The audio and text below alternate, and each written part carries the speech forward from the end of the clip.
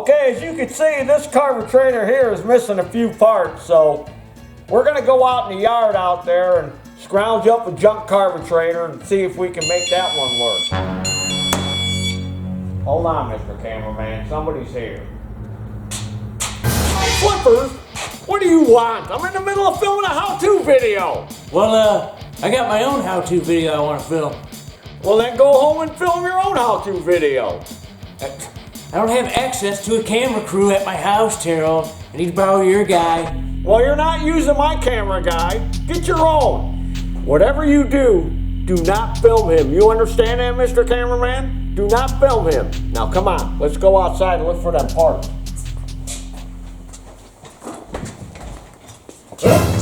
Get out of here, What are you doing?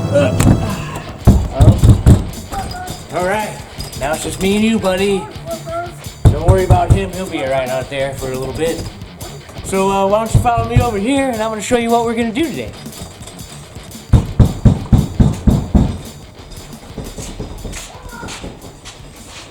All right, we ready? Ready there, Mr. Cameraman? All right. Crew and P Slippers here today.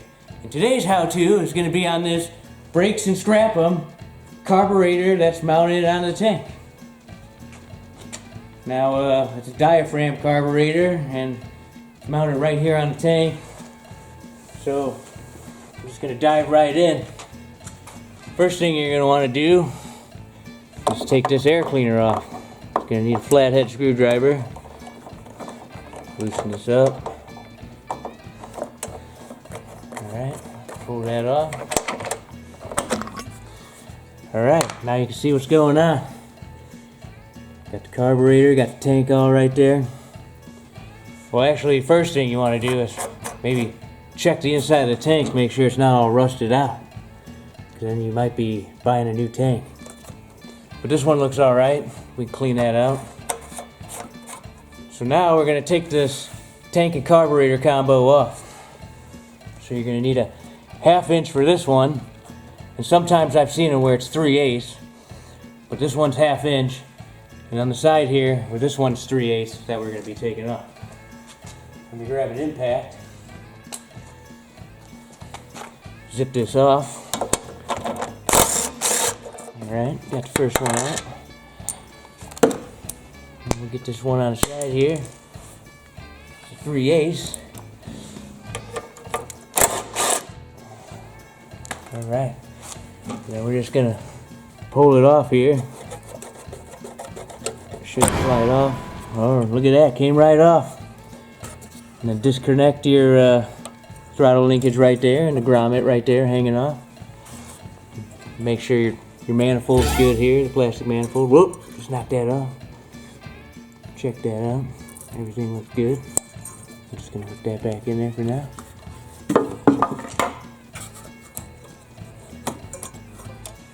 Alright, now that we got it off, take it over to the bench, clean it up, and show you what we're going to do to clean it out and prevent it from leaking. What does this guy want? I'm busy in here filming a how-to, alright? Can you wait? Alright. Sorry, I had to do it. But we're busy. Now he's back. We're almost done. This doesn't take that long. Just chill out, bro. Alright. I'll let you in when we're done. Alright, so follow me over to the bench here. We'll get started.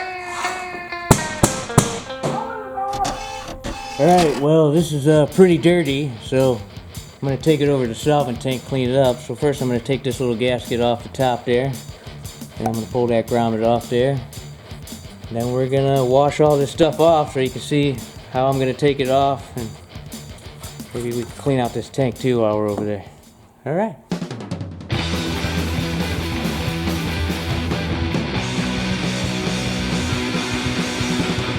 Alright, well, we got the carburetor and tank all cleaned up.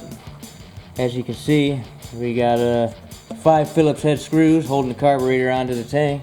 So I'm going to remove those, and we'll see what's inside there. But I'd like to take this time right now give a little shout out to my neighbor Ed. What's up, Ed? I made it inside. I'm running the show now, baby. Alright, so let's take these babies off.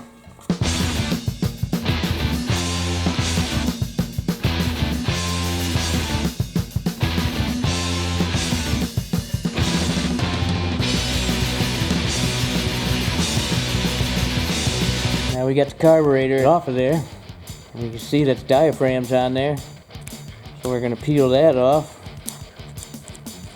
And it goes on a certain way, so when we put it back together, I'm gonna show you a little trick to putting it on so it doesn't leak all around here and you don't get all that dirt and all that crap on there like before we clean it off. Got a little screen here, we're gonna take that off, clean that out. And it's got a little spring here too. So we'll take that off, clean it out. That's what it looks like. And this little nozzle here has got a screen on it, and that's usually what gets plugged with dirt or grass or anything that's in the tank. It's got a little well down here too. We're gonna clean all this out too. And that's probably why it's not running. See all that crap in there? Alright, there's a main nozzle right here. So you can pull that out and clean it out too. So if you want to remove that, you just want to pull this throttle plate out right here. And then take this throttle shaft out. And then you can see the top of the main nozzle in there. So you want to grab a screwdriver. Probably a flathead will work good. Kind of wedge it in there.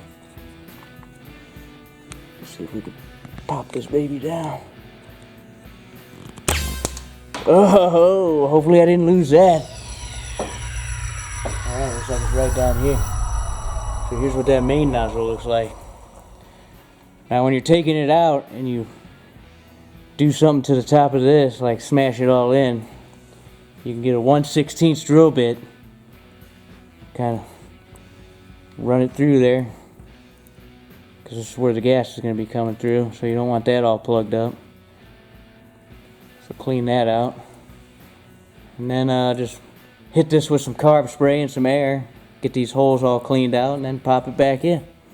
Alright, so when I pulled that main nozzle out, this little thing shot out of there too, so you're going to want to put that back in there. So as you can see, it's like a little indenture right there, or divot or whatever. And then if you look down in there, you can see on the side, on the left hand side, there's like a little, like pushed out for that to fit into. So you're going to want to push that back in, just like that, with the hole down.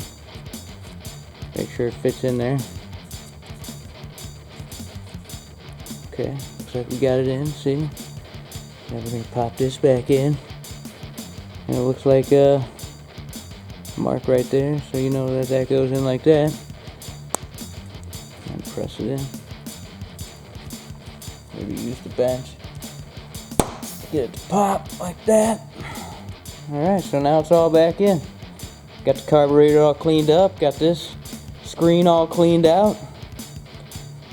And when you're blowing some air on this thing, don't put too much air on here, because then you're going to blow this primer bulb out.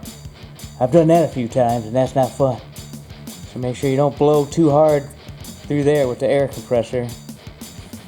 Alright, so now that we got it all cleaned out, we got the tank all cleaned out, ready to go. Got this screen, I blew through it with carb cleaner and the air. Clean that spring. So now I'm going to put the throttle shaft back in. You want to put it in like this, so it goes like that.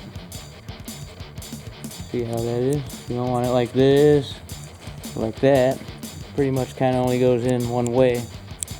Then you want to hold it, and you want to put this throttle plate back in. And when you do that, you're going to want to put it in like this, with the two tabs facing back, with the one tab going into the throttle shaft itself. I'm going to grab my pliers here. Throw it in there like that until it stops on them tabs. And there you go.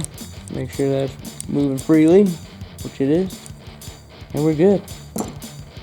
Now, you can buy these carburetors for between 30 and 35 bucks, depending on where you're looking online. But if you don't want to spend that kind of money, you can just buy this gasket kit right here.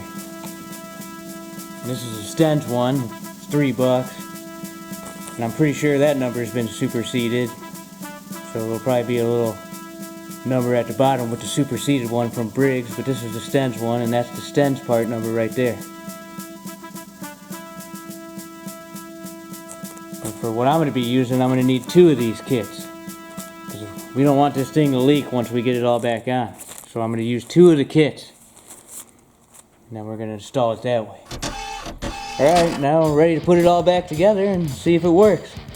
So the screen, you might have a hard time getting it off, and if you destroy it when you get it off, it's not super necessary to have it on there, but it's nice to have it on there. So put that back on, and then we're going to want to put our spring right on here. Make sure it's on there nice and good. So here's the trick right here. So we're going to put a paper gasket on first, right there, like normal. Then we're going to put a rubber gasket on top of it, like that. So we got the spring under there. Now here's the trick to keep it from leaking. Take another paper gasket, put it on top like that.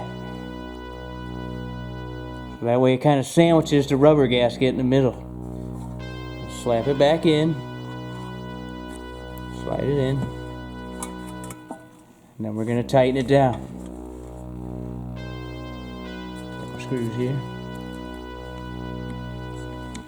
I don't think there's really any sort of pattern of tightening it.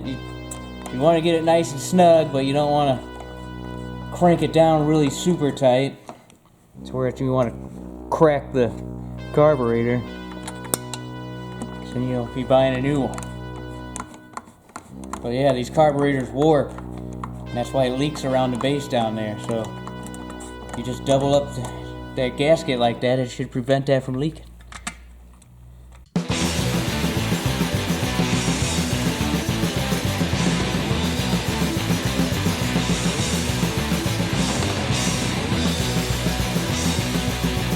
So now it's all mounted back on. We're going to put our little grommet here on the side. Put our other gasket back on the top. Throw this cap on for now. And then we're going to take it back over there and mount it back on the machine. This guy again? Such a pest. I can't get anything done with you interrupting me every 2 seconds, alright? Just chill out. I'm almost done. I just want to put this back on and start it. Guy's such a pest. Just doesn't get it. Alright, well, let's mount this back on. Alright, so we're ready to hook this back in. So we're going to want to hook up our throttle linkage, put it in that hole, not the little tiny hole. Slide this on. There's a little spacer in here. Make sure that's in there. Push the grommet onto there. Slide it on nice and easy. There we go. Put our bolts back in. Long one right here on the side. Turn it in a couple threads. Get it started. Same with this one on the side here.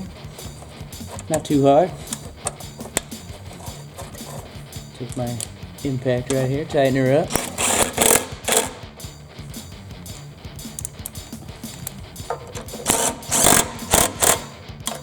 Looks like it's nice and tight on there. Looks like we got this all hooked in right. And I noticed they have some weird spark plug in here. That's not right. So before I start it, I want to take this baby out. Put the right one in. So we'll get that out of there. And then you're going to want to put a J19 LM in there.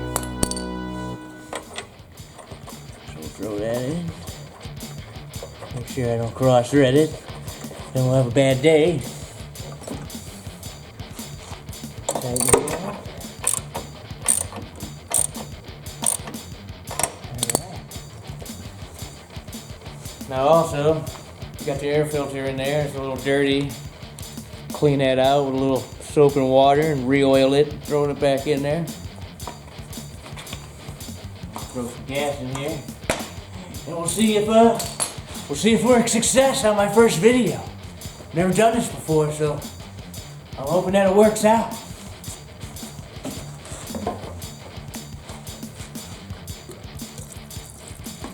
Whoa, whoa.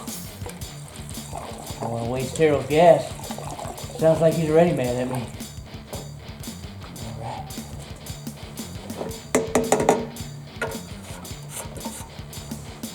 Alright, now we're going to give it some primes and we'll see what happens. We'll watch through the top here and make sure it's priming. You might have to give it a couple extra primes until it pumps up. Oh, see that? 2, 3. Says right there, push the prime 3 times. Alright, here we go. Make sure there's nothing under there.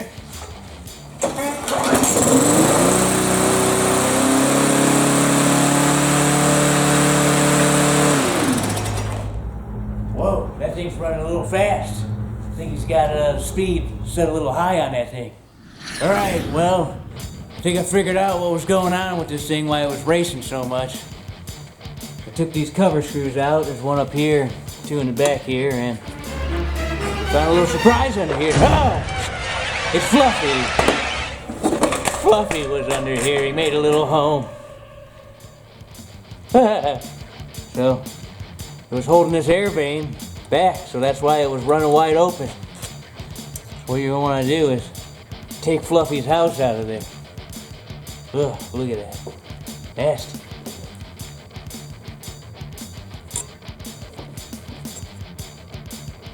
So I'm going to get that all cleaned off. Then we're going to try this again. And hopefully it'll work this time. Because see, now the air vane's moving freely. And as you can see, I was bending on these. So if you wanted to speed it up or slow it down, here's your governor spring here. So if you want to speed it up, pull that out. If you want to slow it down, bend it in. And this is just kind of like a return helper spring. So you don't really need to mess with that, I don't think. Alright, so let me get this cleaned off. Then we're going to try and start it again, and hopefully I did a good job. Alright, got it all cleaned out, put back together.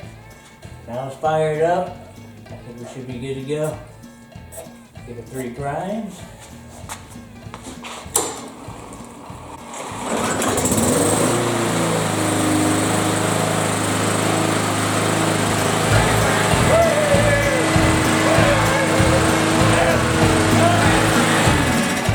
How about that? Got it going. Look, not leaking either. Not leaking around the base or nothing. Sounds great. So, that's all there is to doing that. And there's your supper. How'd you get in here? Fluffy let me in. That traitor. He's probably mad because I wrecked his house. Yeah, he's mad and I'm mad too. But you know what, Slippers? I was thinking. You know what? Maybe you and me should do a video together. Oh yeah? You want to do a video with me? Sure.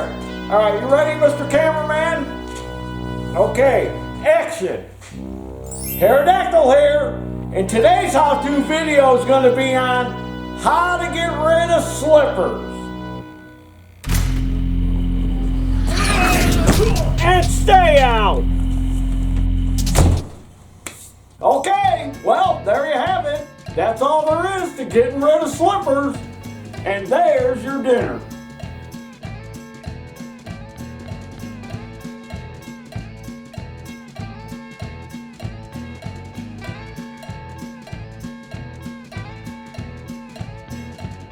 Pull this out. Pull this throttle plate out. Pull this throttle plate out. Pull this throttle plate out. Pull this throttle plate out. Pull this throttle plate out. Pull this throttle plate.